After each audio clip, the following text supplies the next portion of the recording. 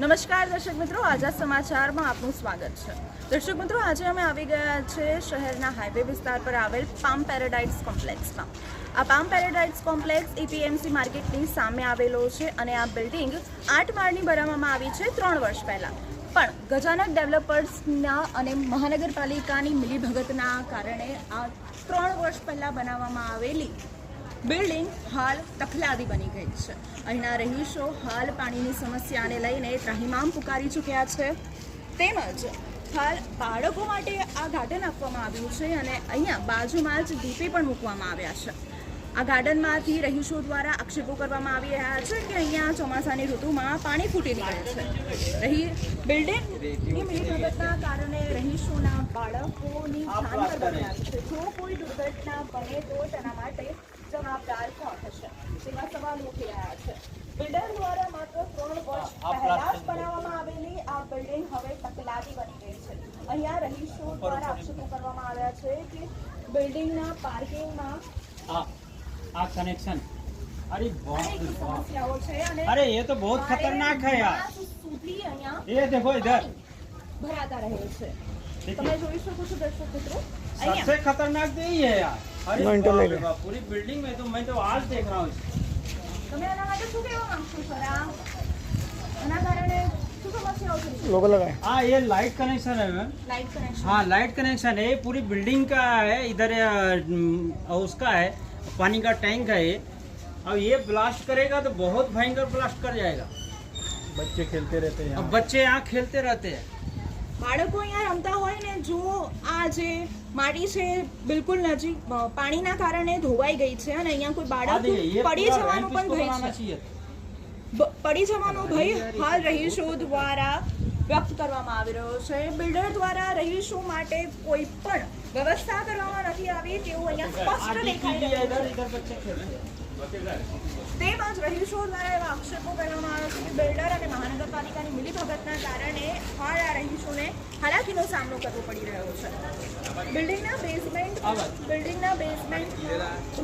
બારે માસ પાણી ભરાયેલું રહે છે। બિલ્ડર દ્વારા કહેવામાં આવે છે કે આ ભૂગર્ભમાંથી ફૂટતું પાણી છે, પરંતુ શું બારે માસ ભૂગર્ભમાંથી પાણી ફૂટે છે એવું આક્ષેપો કરવામાં આવી રહ્યા છે।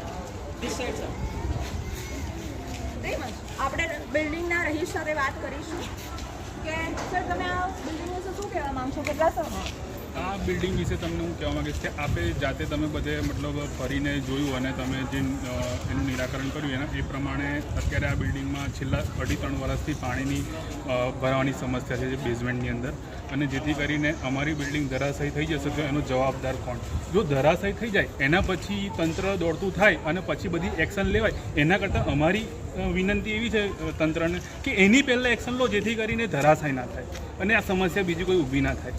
પછી તમે જુઓ અહીંયા ડીપીની જે તકલીફ છે, લાઇટિંગની તકલીફ છે, પછી ઘણી બધી જે તમે તકલીફ જોઈએ આગળ અમારે જે પાર્કિંગનો જે ભાગ છે આગળનો, ત્યાં આગળ અવર જવરના રસ્તામાં મોટા મોટા વ્હીકલ પાર્કિંગ કરવામાં આવે છે જેથી કરીને અમને અવર જવરમાં તકલીફ થાય છે। અમારા વૃદ્ધો બાળકોને અવર જવરમાં તકલીફ થાય છે, જેથી કરીને અત્યારે એક ઘટના બની છે જેમાં અમારા રહીશ જે સંતોષભાઈ કદમ નામ છે એમના પગની અંદર ઈજા પહોંચી છે અને પગમાં ફ્રેક્ચર થયું છે, જેથી કરીને આવી અનેક ઘટનાઓ બને છે જે અત્યારે જીવતો જાગતો સામે દાખલો છે એટલે અમે બતાવી રહ્યા છે। આવી અનેક ઘણી ઘટનાઓ બની છે જેથી કરીને આનો જલ્દીથી જલ્દી નિકાલ થાય અને આમાં કોઈ વધારે પડતી ગંભીર સમસ્યા ના બને એ વિશે આપ કાર્યવાહી કરો, એ પ્રમાણેનું અમારું નિવેદન છે। અને આમાં મોટામાં મોટી બેઝમેન્ટની સમસ્યા છે જેથી કરીને એનું હલ થવું જોઈએ એવું અમે ઈચ્છી રહ્યા છીએ। રહીશો દ્વારા આક્ષેપો કરવામાં આવી રહ્યા છે કે બિલ્ડિંગમાં બારે માસ પાણી ભરાઈ રહ્યા છે અને એ વાતની જાણ બિલ્ડરને કરવામાં આવી ત્યારે બિલ્ડરે એવા આક્ષેપો કર્યા કે અમને કોઈની બીક નથી લાગતી। એટલે બિલ્ડરને કેટલો કોન્ફિડન્સ છે મહાનગરપાલિકાના અધિકારીઓ અને કાયદા પર એ તમે આપ જોઈ શકો છો અને તમે નિષ્કર્ષ કાઢી શકો છો।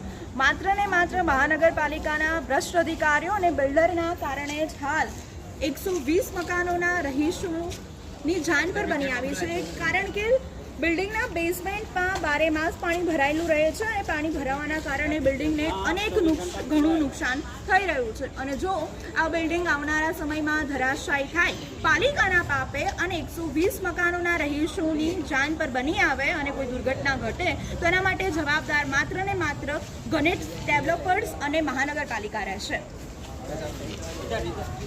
હવે નિર્ણય મહાનગરપાલિકા અને ગણેશ ડેવલપર્સને કરવાનો છે કે ક્યારે જાગૃત થશે ને આ બિલ્ડિંગના રહીશો પર રહેમ કરશે અને કાર્યવાહી તેમજ કામ કરશે, કારણ કે સૌની જાન જરૂરી છે.